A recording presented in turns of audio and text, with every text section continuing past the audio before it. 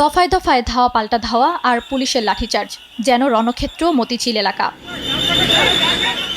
এমন চিত্র মতিঝিলে ইসলামী ব্যাংক টাওয়ারের সামনের এলাকায়। ব্যাংকটির নবনিযুক্ত চেয়ারম্যান খুরশিদ আলমের পদত্যাগ দাবিতে সোমবার সকালে জড়ো হন শত শত গ্রাহক। সচেতন গ্রাহক ফোরামের ব্যানারে মানববন্ধন ও বিক্ষোভ কর্মসূচি করেন তারা।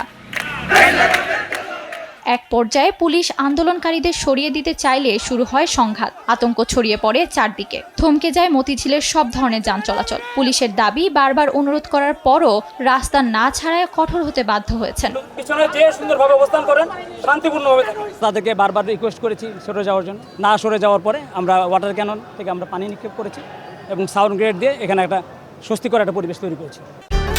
নীল মজাদার গোলমার্ক বক্স, কুরমুরে বাইতে ফুরফুরে লাইফ।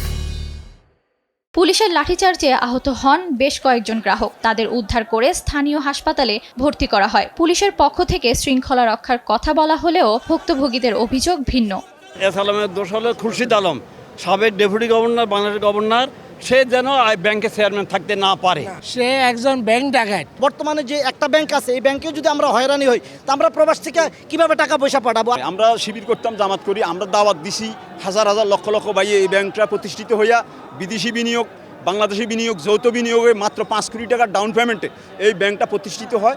ইসলামী ব্যাংকের নতুন চেয়ারম্যানের পদত্যাগের পাশাপাশি বাংলাদেশ ব্যাংকের গভর্নরের পদত্যাগ সহ 5 দফা দাবি জানান আন্দোলনকারীরা। দাবি আদায় না হওয়া পর্যন্ত আন্দোলন চালিয়ে যাওয়ার ঘোষণা দেন তারা। আমরা যে স্মারকলিপি দিয়েছি বাংলাদেশ ব্যাংকের গভর্নর, বাংলাদেশ গভর্নর, ব্যাংকের গভর্নর, তিনি আমাদের সাথে কোনো আলাপ আলোচনায় করেন নাই এবং আমাদের দাবিগুলো বিবেচনা করেন নাই। এদিকে কেন্দ্রীয় ব্যাংকের মুখপাত্র মোহাম্মদ আরিফ হোসেন খান জানিয়েছেন, ইসলামী ব্যাংকে নতুন চেয়ারম্যান নিয়োগের সিদ্ধান্ত সঠিক। কেউ বিশৃঙ্খলা করলে আইন শৃঙ্খলা রক্ষাকারী বাহিনী প্রয়োজনীয় ব্যবস্থা নেবে। ইসলামী ব্যাংকের চেয়ারম্যান নিয়োগ যে সিদ্ধান্ত, এটা সঠিক। অতএব যেহেতু ক্যাম্পাসের বাইরে যে কোনো ঘটনা, সেটা বাংলাদেশ ব্যাংকের দেখার বিষয় না, এটা আইন শৃঙ্খলা বাহিনী দেখছে বিষয়টা, তারা এই বিষয়টাকে আয়ত্তে নিয়ে আসবে বলে বাংলাদেশ ব্যাংক মনে করে। তানিয়া আক্তার, দেশ টিভি, ঢাকা।